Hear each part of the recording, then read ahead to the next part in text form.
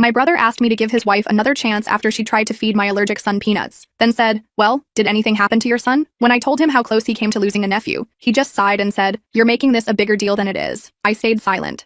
That was 4 months ago. This morning, he was standing outside my apartment with his baby in one arm and no place to go. I am probably one of the only people in the world who can say that I love my brother and his pregnant wife, Laura. They were on speakerphone when they called asking to stay over for a week, and my kids immediately started clapping their hands. "Please say yes, Mommy." I had no idea she was planning on unaliving my son, so I smiled and told them to come over whenever. Everything was smooth sailing, until Laura came home with groceries, cookies, crackers, cake fusion, all filled with peanuts. It immediately made my skin crawl. You see, my oldest son is extremely allergic, like can't breathe, vomiting, life-threatening allergic. And we learned that the hard way a few years back, when we almost lost him. Oh, thanks. But my son is extremely allergic and I'm not too comfortable with having this stuff in the house. But instead of apologizing or immediately throwing them away, she just said she wouldn't eat it around him because she was having intense, gnawing pregnancy cravings that she needed to satiate. I wanted to scream, but instead I settled for making sure my son knew not to touch any of it. And that was that, until a week later. I woke up early to make breakfast for the entire house. But as I opened the fridge, I felt the blood drain from my face, because sitting right there on the second shelf was a plate of strawberries dipped in peanut butter left out without a container. And as my eyes jolted to the left, I spotted sandwiches that were practically drenched in peanut butter too. I was seething. This wasn't just my home, it was my son's too. So without hesitation, I grabbed a bin bag to throw everything into and got ready to donate it to a homeless shelter. Laura walked into the kitchen as soon as I got ready to walk out. "What the F do you think you're doing with my food?" I bluntly told her to shut the F up, because my son's life was worth endlessly more than any craving she could ever have. She didn't have a response right away, so I took the opportunity to leave and call my brother. "Well, did anything happen to your son?" he asked slowly, like I was too dumb to understand. I just hung up and called my husband, who was thankfully even angrier than me. When I got home, my house was filled with almost every member of my family. My mom, my stepdad, my brother, Laura, my husband, and even my aunt. I guess she figured my mom would take her side, but when I arrived, everyone was giving out to her. Even my brother was trying to get her to understand. It ended with my brother and Laura packing up their stuff, and him apologizing on her behalf. After that, I was pretty much ready to never have anything to do with her ever again. But my brother had other plans, because almost every day he was texting and leaving voicemails about how inconsolable she is, about how I owed her a second chance. I didn't trust myself to speak calmly, so instead my husband contacted him and told him to F off. Well, kinda. He told him I had cleaned the entire house and almost had an anxiety attack. They shut up after that. And to avoid being rude, when I had finally calmed down, I texted them too. I simply informed them that we'll be going low contact until we feel ready to be around them again. My message was left on read, and life fell back into routine again. And I made sure to vet anyone and everyone that came over. I still regret picking up the phone when Laura called a few weeks later, but curiosity got the better of me. She was choking on sobs, apologizing for what she'd done. By the end of it, I actually felt like we could work on our relationship. She also mentioned that she would still like for my family and I to come to her birthday dinner. It wasn't going to happen in a restaurant anymore, and that it was going to be at their house instead. My husband left the choice to me. Well, she had never acted like that before, and I know what pregnancy hormones are like, so I believed her. Fast forward to the big day. "Where are your kids?" was the first thing she asked. I ignored the sharpness of her tone and simply told her that it's just us adults tonight. She looked at me like I'd let her down. Dinner was awkward, no matter how we tried to lighten up the mood. "It's such a shame your kids aren't here, because we made special food for them," she constantly remarked. My instincts started buzzing, but again I just bit my tongue and smiled politely. After that, dinner was even more awkward until we cleared the table and Laura brought out dessert while my brother got the cake from the fridge. That's when I lost the last of my remaining brain cells. I went to the bathroom, and when I came out, I saw my husband carrying my bag and trying to usher me out of the front door to leave. He looked angry, like really angry. I was extremely confused and pushed past him to say goodbye. Laura's now ready dessert table consisted of peanut butter cake pops, peanut butter pie, peanut butter cookies, peanut butter brownies, and top it all off, a peanut butter birthday cake that my brother brought in and was sniffing at with a horrified look. Laura then gave me a big smile and said loudly to my family,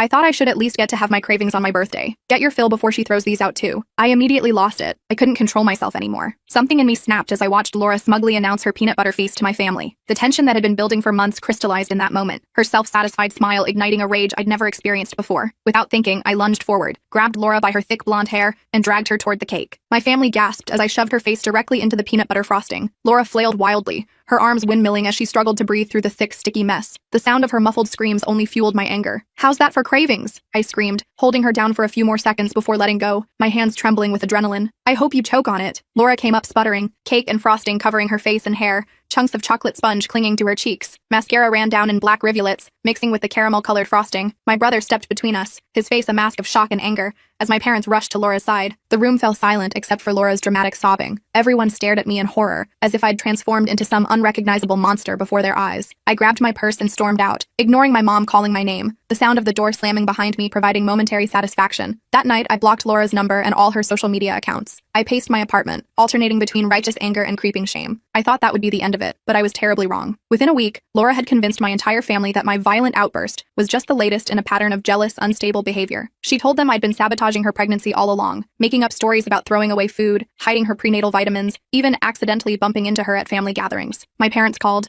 their voices strained with concern about my mental health. My brother texted that I needed to apologize and get help. "She's carrying my child," he wrote. "What is wrong with you?" Then the rumors spread beyond family. Mutual friends started avoiding me. Invitations dried up. Someone at work mentioned hearing I had anger issues. Laura had methodically contacted everyone in my social circle with her version of events, painting herself as the innocent pregnant victim of my unhinged jealousy. She'd even created a private social media group where she shared tearful updates about her recovery from my attack. The final blow came when my boss called me into his office. The fluorescent lights seemed especially harsh that day, as he explained the situation with uncomfortable formality. Apparently, Laura had contacted HR claiming I was unstable and potentially dangerous. She'd sent them the video someone had taken of the cake incident, carefully edited to remove her provocations. While they couldn't fire me based on hearsay, I was put on a performance improvement plan that felt like a slow path to termination. By month 3 of Laura's campaign, I barely recognized my life. My family barely spoke to me. I'd lost most of my friends. My job was hanging by a thread. I'd moved to a smaller apartment across town just to escape the whispers and stares. Each night I'd sit alone, scrolling through old photos of happier times, wondering how one moment of lost control could destroy everything. Laura had systematically dismantled everything I cared about with surgical precision. Then, unexpectedly, everything went quiet. No more rumors, no more accusations. The sudden silence was almost more unnerving than the attacks. I later learned Laura had been put on bed rest for the remainder of her pregnancy due to complications. For those final weeks, I could breathe again, though the damage to my reputation and relationships seemed permanent. I spent the time trying to rebuild my life, focusing on work and making new friends who didn't know my history. When the baby was born, a little girl named Lily, Laura reached out with a surprising text. The notification made my heart race when I saw her name. She suggested we put the past behind us, for the sake of family harmony. She even invited me to meet my niece, desperate to reconnect with my brother and repair my family. Relationships? I cautiously agreed,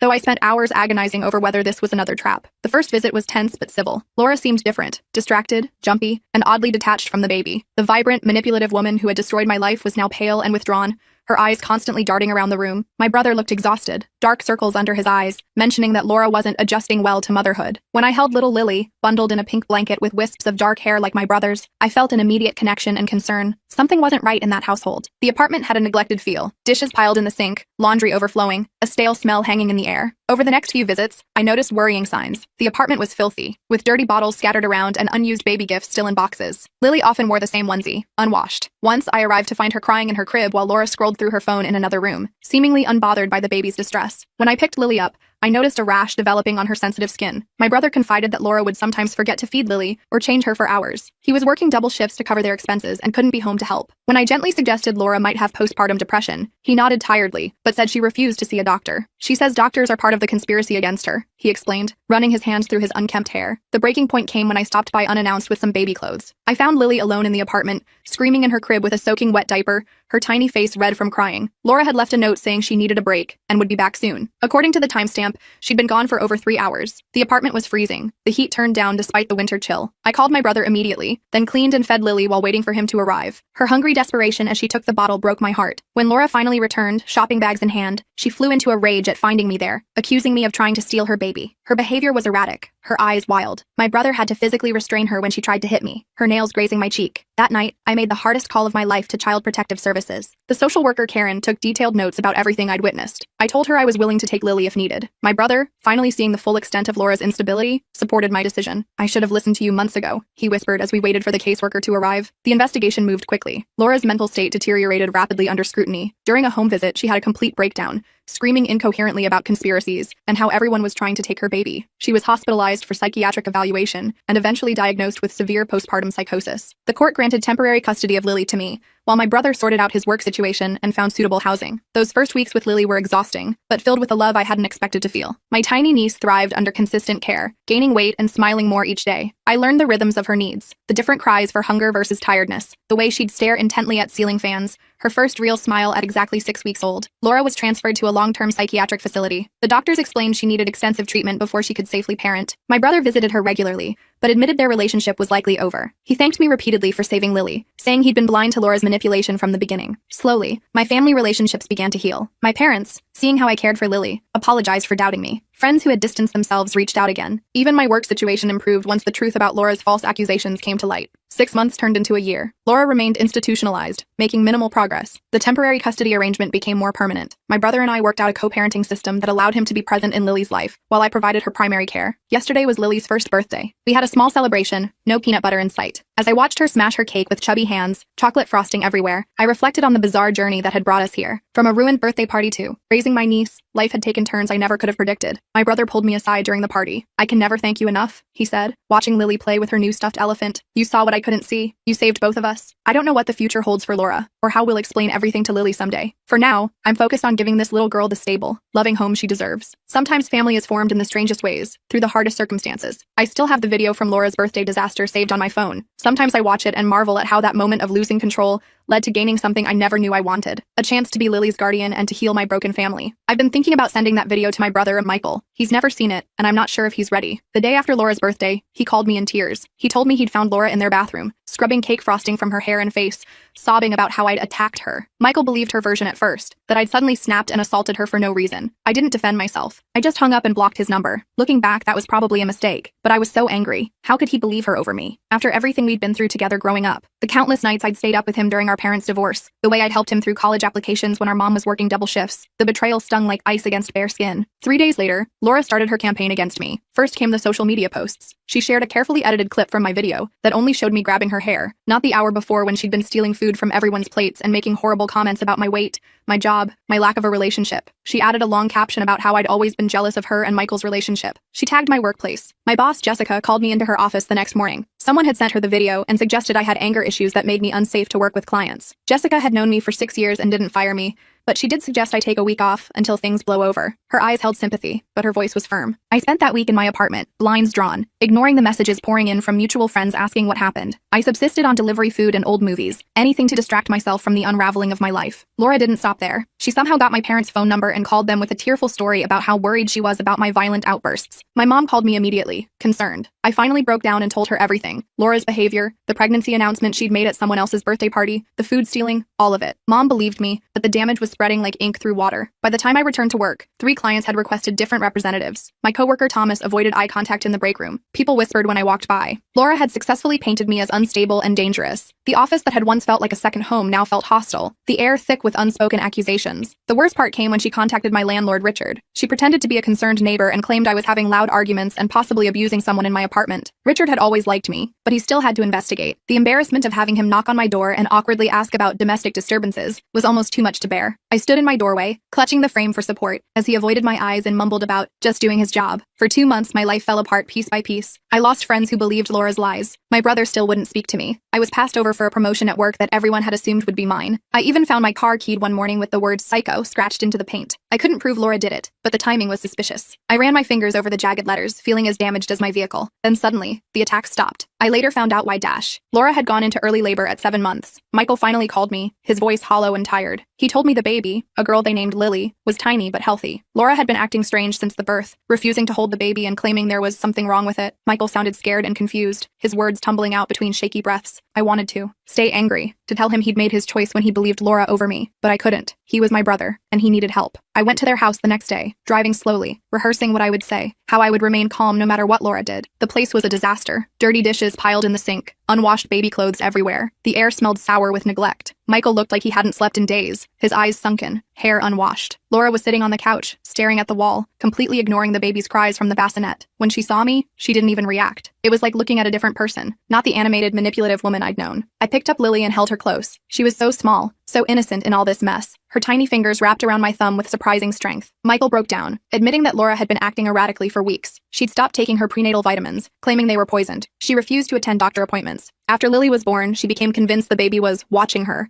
and reporting back to someone. Michael had no idea what to do. I stayed the night, caring for Lily while Michael finally got some sleep. The nursery was half finished, walls painted but decorations still in boxes. I rocked Lily in the old chair by the window, watching the moon rise, whispering promises of protection. In the morning, I found Laura in the kitchen, dumping salt into Lily's formula. When I confronted her, she screamed that she needed to purify it because they had contaminated it. I grabbed the formula away, and she lunged at me with a kitchen knife, her eyes wild and unfocused. Michael heard the commotion and ran in. Seeing his wife threatening me with a knife while I protected their baby was finally enough. He called 911, and Laura was taken to the hospital for psychiatric evaluation. I held Lily throughout the chaos, turning her away from the sight of her mother being led away by paramedics. The doctors diagnosed her with postpartum psychosis. She was admitted to a psychiatric facility for treatment. Michael was devastated but relieved. He apologized to me over and over for not believing me about Laura's behavior at the birthday party. He said he'd been in denial about her issues for a long time, ignoring the warning signs that had been flashing for months. With Laura hospitalized, Michael tried to care for Lily alone, but he was overwhelmed. He had to work, and finding childcare for a newborn was nearly impossible on short notice. I offered to help, staying at their house and taking care of Lily during the day. Those weeks bonding with my niece changed something in me. I fell in love with her tiny fingers, her curious eyes, her complete trust, the way she settled against my shoulder, the small sounds she made in her sleep. I found myself singing lullabies I didn't even know I remembered. When Laura was released after a month of treatment, things got worse. She refused to take her medication, claiming it was part of a conspiracy. She would disappear for hours, leaving Lily alone in her crib. Once, Michael found her holding Lily over the bathtub, saying she needed to test if she would float. That was the final straw. I called Child Protective Services myself. The social worker, Jennifer, came quickly. After interviewing Michael and observing Laura's behavior, she determined Lily wasn't safe. When Jennifer asked if there were any family members who could take temporary custody, I volunteered immediately, my heart pounding with both fear and determination. The court process was faster than I expected. Laura's increasingly erratic behavior in front of the judge didn't help her case. She claimed I had been plotting to steal her baby all along,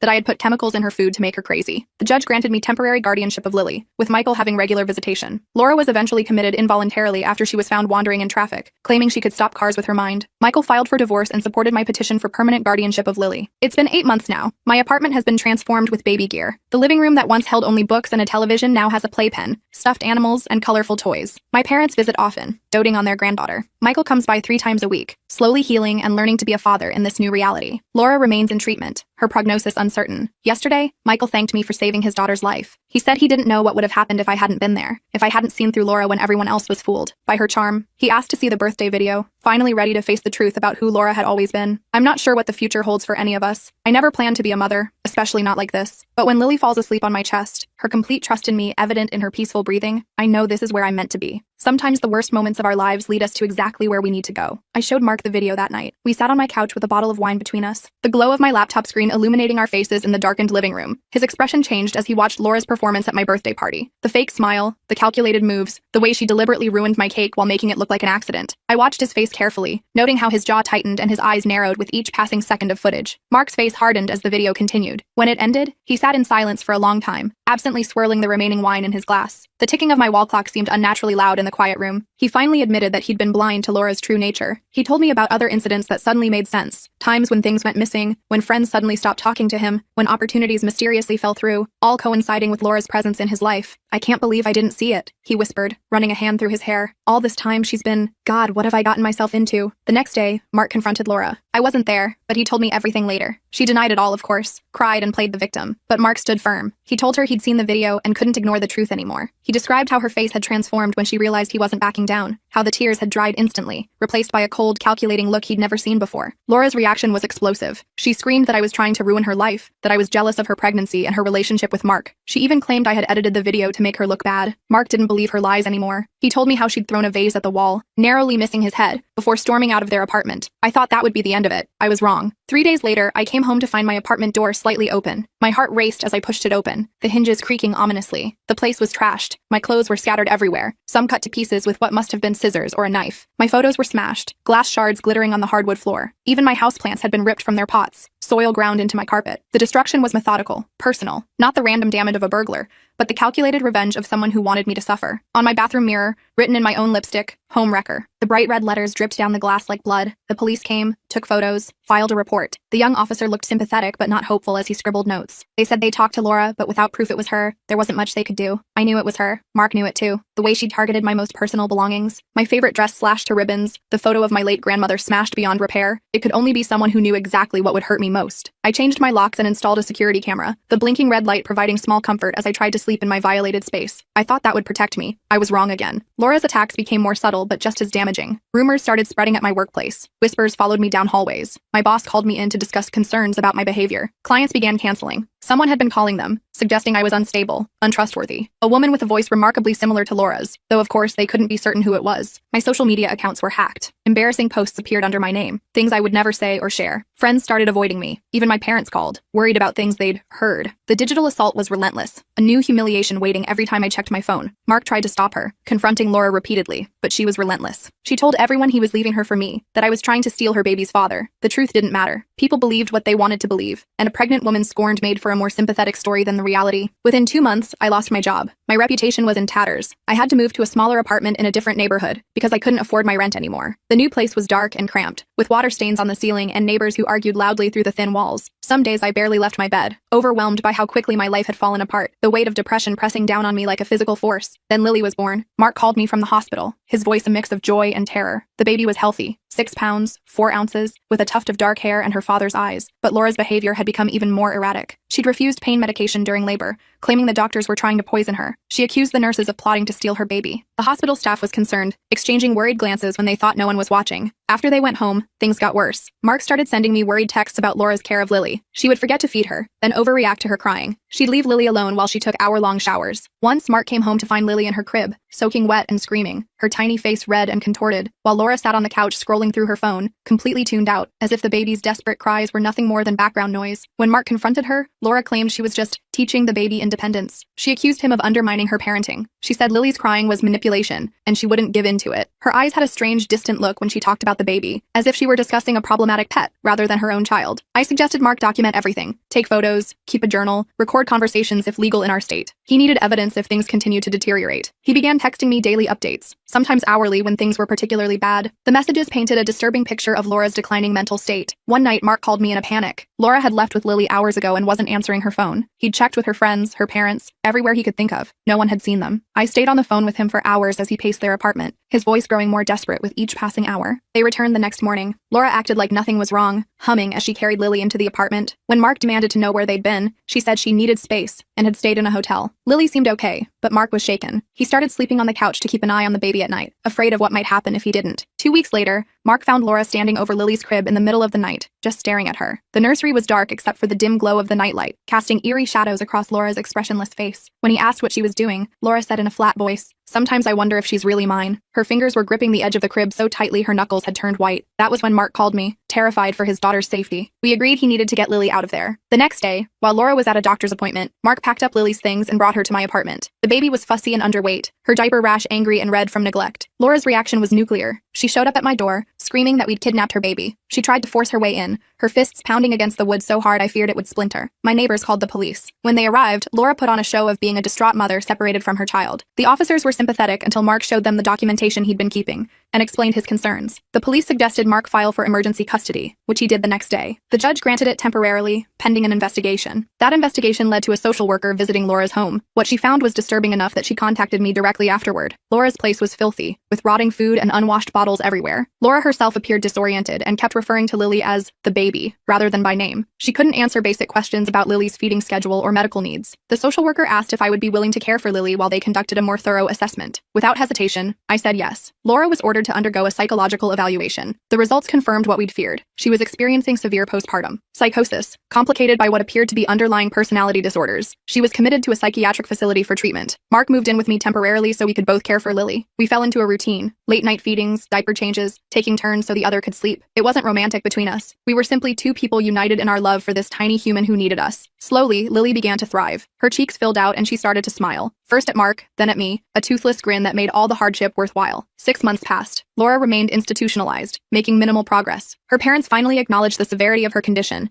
and supported Mark's petition for full custody of Lily. They visited their granddaughter occasionally, their faces a mixture of sadness for their daughter and joy at Lily's obvious well-being in our care. When the adoption papers came through, making me Lily's legal guardian alongside Mark, I felt a mix of sadness and relief. No child should lose their mother this way. But Lily deserved safety, stability, and love, things Laura couldn't provide. We celebrated quietly that evening, with a small cake that Lily smashed gleefully with her tiny hands. Mark thanked me one night as we sat on the floor watching Lily practice rolling over, her determined little face scrunched in concentration. He said he didn't know what would have happened to his daughter without me. He admitted he should have listened to my concerns about Laura years ago. I don't hold it against him. Love makes us blind sometimes. And in a strange way, Laura's darkness led to this new light in my life. As I watched Lily sleep peacefully in her crib, her chest rising and falling with each breath, I know that some stories, even the ones that begin with pain, can end with unexpected blessings. I gently brush my finger against Lily's soft cheek, marveling at the perfect rosiness that blooms under my touch. It's been 6 months since she came into my life, and sometimes I still can't believe how we got here. Her tiny fingers curl reflexively around mine, and I feel that familiar swell of love and protectiveness that has become the center of my world. The road to this moment wasn't easy. I remember the day everything changed between Laura and me with painful clarity. It was at her baby shower, a sunny Saturday afternoon filled with pastel decorations,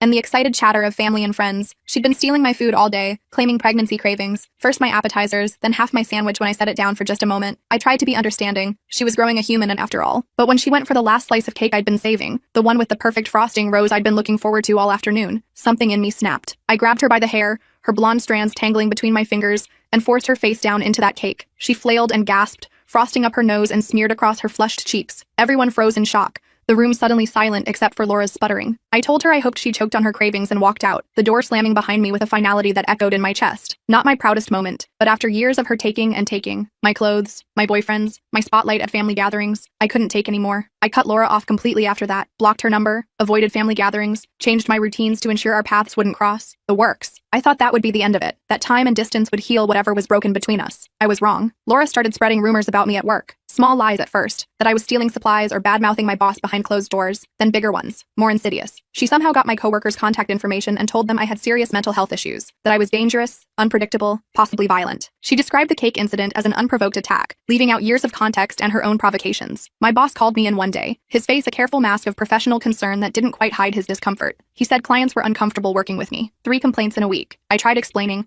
my words tumbling out in desperate defense, but the damage was done. I was put on leave, then let go a month later with a severance package that felt more like hush money than compensation. Laura didn't stop there. She contacted my landlord, claiming I was damaging property and holding loud parties at all hours. She described me as unstable, a risk to the building and other tenants. I came home one day to find an eviction notice taped to my door, the paper fluttering mockingly in the breeze from my open window. My neighbors wouldn't even look at me in the hallway, their eyes darting away as if my supposed instability might be contagious. My savings dwindled as I struggled to find new work. Every job interview seemed promising until they checked my references. Someone was poisoning every opportunity, whispering warnings just as my hand reached for success. I watched my bank account shrink with each passing week, anxiety gnawing at my stomach as bills piled up. I moved in with my parents temporarily, hauling boxes of possessions into my childhood bedroom, the posters long gone but the same pale blue walls making me feel 17 again. Even they seemed uncertain around me, having heard Laura's version of events. Dad asked if I was getting help for my issues, over a tense dinner of pot roast and awkward silences. Mom suggested anger management classes while folding laundry, her eyes never meeting mine. Just when I thought things couldn't get worse, Laura showed up at my parents' house on a rainy Tuesday afternoon. Her belly was huge by then, stretching her maternity dress tight across her middle. She cried delicate tears that seemed perfectly timed, saying she wanted to make peace before the baby came, for the family's sake, for the baby's future. Her performance was flawless, her hands cradling her stomach protectively as if I might lunge at her precious cargo. I refused to speak to her, staying in my room until she left. Mom called me heartless over breakfast the next morning, her disappointment palpable. Dad said I needed to grow up and think about someone besides myself for once. I felt completely alone, trapped in a narrative I hadn't written, but was forced to live. 2 weeks later, Lily was born. Laura sent pictures to everyone in the family, a mass text that somehow included me despite my blocked number. She looked exhausted but happy in the hospital photos, cradling a pink-wrapped bundle. Something about those images bothered me though. Her smile didn't reach her eyes, which held a vacant, glassy quality, and in every picture, the baby was just lying there, no one holding her except for that initial posed shot. I started hearing concerning things from my brother who visited them regularly. Laura wasn't sleeping, he said, dark circles under her eyes growing deeper each day. She'd leave Lily crying for hours, claiming she needed to self-soothe. Once he found her staring at the wall while Lily screamed in her crib, her tiny face red with effort. When he asked what was wrong, Laura said she couldn't remember why she wanted a baby in the first place, her voice flat and emotionless. I swallowed my pride and visited them, anxiety knotting my stomach as I knocked on Laura's apartment door. The smell hit me first. Sour milk and unwashed everything. The apartment was filthy. Unwashed bottles everywhere. Clothes strewn across furniture. Dishes piled in precarious towers. Laura looked right through me when I spoke, her once vibrant eyes dull and unfocused. Lily was lying in a crib, her diaper clearly unchanged for hours. Her cries now a hoarse, pitiful sound that broke something in me. I picked her up, this tiny 3-week-old baby, and she stopped crying immediately, her body melting against my chest as if in relief. Laura watched with empty eyes and said, "She likes you better anyway," before wandering into the kitchen to stare into an empty refrigerator. I cleaned the apartment, fed and changed Lily, and tried talking to Laura. She kept saying strange things, that Lily was watching her, judging her, that sometimes she thought about opening the window and just walking out. Her words chilling me as I glanced at the 6th floor view. I stayed the night on their couch, waking every hour to check on both of them. In the morning, I found Laura standing over Lily's crib, just staring. She hadn't slept, her hair a tangled mess, still wearing yesterday's stained clothes. When I touched her shoulder, she jumped and said, "I can't do this anymore." her voice breaking on the last word. I called my brother immediately. He came over and was horrified by what he saw, though Laura had made a token effort to straighten up. We tried talking to Laura, but she just sat on the couch, rocking back and forth, her arms wrapped around her middle as if holding herself together. When my brother mentioned getting her help, she screamed that we were trying to steal her baby, her face contorted with sudden rage that dissolved just as quickly into vacant staring. That afternoon, I called Child Protective Services. The social worker came quickly, a kind-faced woman with efficient movements and gentle questions. She interviewed Laura, who alternated between crying and laughing inappropriately. When asked about Lily's care, Laura couldn't remember when she'd last been fed or changed, confusion clouding her features. The social worker took me aside and asked if there was anyone who could take temporary custody while Laura got help. Without hesitation, I volunteered, surprising even myself with how certain I felt. The next few weeks were a blur. Laura was admitted to a psychiatric facility, postpartum psychosis, the doctor said, explaining how it had twisted her perception of reality. My brother was devastated but grateful that Lily was safe with me, helping when he could between hospital visits and work. I learned how to be a parent overnight. Midnight feedings, diaper changes, pediatrician appointments. My parents helped when they could, finally understanding the truth about Laura and me as they witnessed her condition firsthand during supervised visits. The temporary custody became extended. Laura wasn't improving quickly. She refused medication sometimes, claiming she was fine and we were all against her. Other times, she'd admit she couldn't take care of Lily and would sign whatever papers they put in front of her. Her signature, a shaky surrender. After 4 months, my brother and I had a difficult conversation over coffee at my kitchen table while Lily napped. Laura's doctors didn't think she'd be stable enough for parenting anytime soon. My brother was drowning in medical bills and visiting Laura daily, exhaustion etched in the lines of his face. I was already Lily's primary caregiver, my life rearranged around her needs and schedule. The decision wasn't easy, but it made sense. With Laura's reluctant consent on one of her clearer days and my brother's blessing, I began adoption proceedings. The courts moved quickly given the circumstances, the judge sympathetic to our unusual situation. Now, watching Lily sleep in her crib in what used to be my home office, I feel a strange mix of emotions. I never planned to be a mother, especially not like this. But Lily has brought a purpose to my life I never expected. Her small triumphs becoming mine, her future my priority. Laura is still in treatment. She has good days and bad. My brother visits her regularly and sees Lily on weekends, bringing her for brief supervised visits with Laura when doctors approve. We're finding a new normal in this complicated family situation, writing rules as we go. Sometimes I think about that baby shower, how one moment of losing control led to this completely different life. If I hadn't pushed back against Laura that day, would anyone have noticed her spiral before it was too late? Would Lily have been safe? The questions haunt me sometimes in the quiet hours after Lily falls asleep. I don't have all the answers. I just know that tomorrow I'll wake up to Lily's morning babbles. I'll feed her, change her, and watch her discover something new about the world. And somehow, that's enough to keep moving forward. My phone buzzes with a text from my brother. He visited Laura today. She asked about Lily, wanted to see pictures. It's the first time she's shown interest in months. A small step, but progress that gives me a flicker of hope. I sent him a recent photo of Lily smiling with applesauce all over her face, her eyes bright with mischief. Some stories don't end the way you expect. Sometimes the villain isn't all bad, and sometimes the hero is just someone who refused to look away when it mattered most. And sometimes, the most beautiful beginnings come from the most painful endings.